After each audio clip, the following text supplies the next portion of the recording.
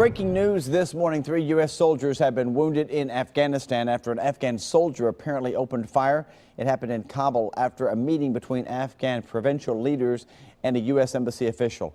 Officials say the Afghan soldier opened fire right after the U.S. official had left. He says the American troops immediately returned fire, killing that Afghan soldier.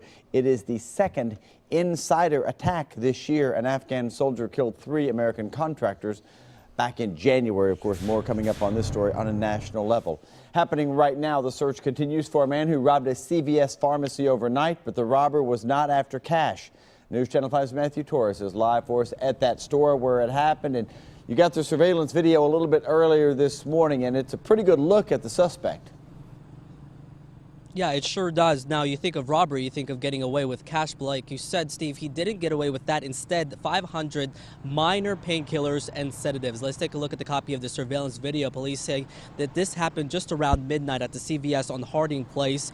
Now, this is who police are searching for. He's described as a white male in his early 20s.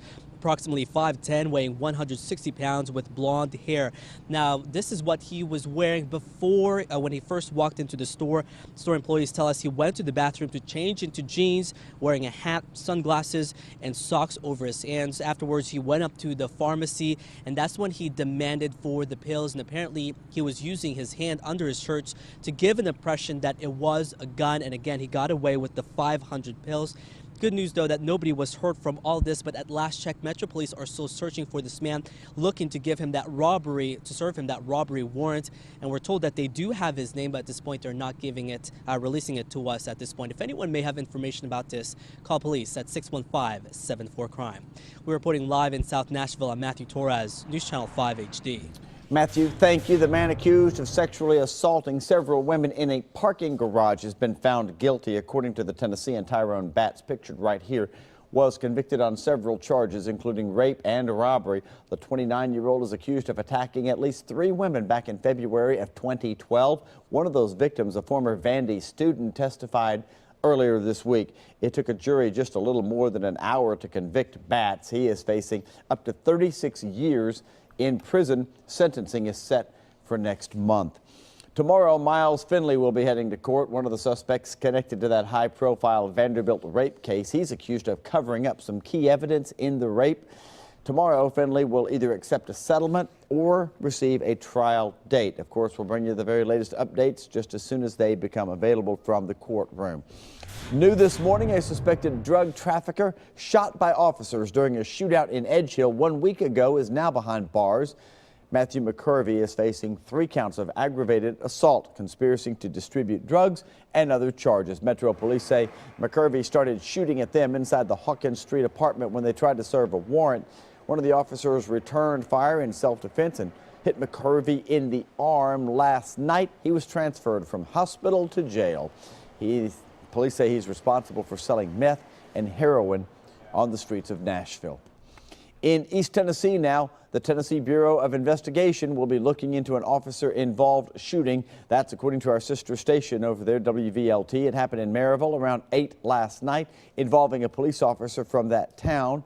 Right now, not many details coming in. We'll update you just as soon as it becomes available.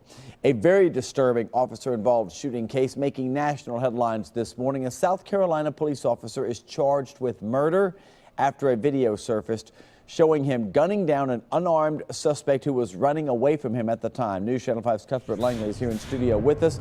It's a shocking piece of video. You've been in contact with people over there since you worked in that area for some time, right? Yeah, Steve, I have been. I've been speaking with African-American leaders. We've been hearing a lot from the mayor in the area as well, Keith Summey, the mayor of North Charleston. Pretty emotional guy, very forward, blunt man. Yesterday, he was breaking down during the press conference saying no matter who you are, this should never happen. Here's a rundown of what did happen. Over the weekend, a North Charleston officer stopped 50-year-old Walter Scott for having a broken out taillight.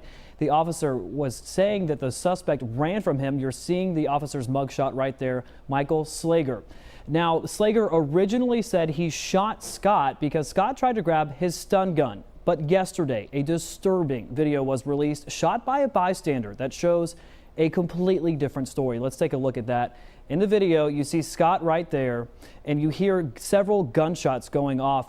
And you also notice, if you look closely, the threads of the stun gun still attached to his back. The officer, according to what we're hearing in the video, shot 7 times, paused, and then fired 1 more time. The family attorney telling the paper down in Charleston that the man was shot 4 times in the back, 1 time in the ear. As I said, the officer said that the suspect had control of the stun gun, but later in the video, it appears to show that officer placing the stun gun next to the suspect. So it's a story that really has everybody on edge down there. The Charleston chapter of the NAACP is holding a press conference at 11. Some African-American groups are holding a press conference before that, or a rally rather, at 9:30. So no doubt going to be a very emotional day down there as everyone tries to figure out what happened. And frankly, the nation tries to wrap their heads around yet another race-involved shooting involving a police officer and a man. Steve? And you were saying the attorney for Slager says he's now not going to represent the officer. Yes, that's correct. David Ayler was the attorney originally because on Sunday it seemed like, pretty disastrous situation, and the officer had the right to shoot him. But once this video came out, that attorney said, nope, I'm not going to represent him, calling this a tragedy. So we don't know who's representing him now. The officer you see right here is in jail, charged with murder. But we don't know who will be representing him at this point. All right, interesting. A lot to talk about on that case today. And you'll be on Morning Line also coming up at 8 o'clock, correct? Yes, that's right. Okay, sounds good. Cuthbert, thank you.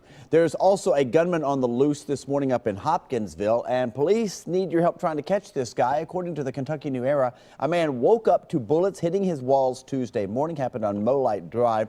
Police say the home and a vehicle were shot several times, and police say there had been reports of a prowler in the area just before that shooting took place. You know anything at all that might be able to help them out? Call the number there, the Crime Stoppers number up in Hopkinsville, 270-887-TIPS.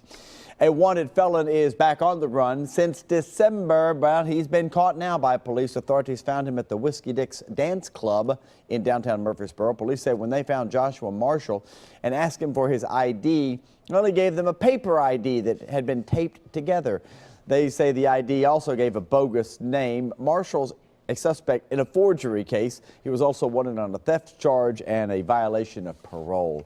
A couple of fast food employees are in big trouble this morning. Police say they were serving up more than just burgers and fries. Undercover officers seized crack cocaine, marijuana, and cash after watching, they say, a drug deal go down outside of the Mount Juliet Burger King yesterday afternoon.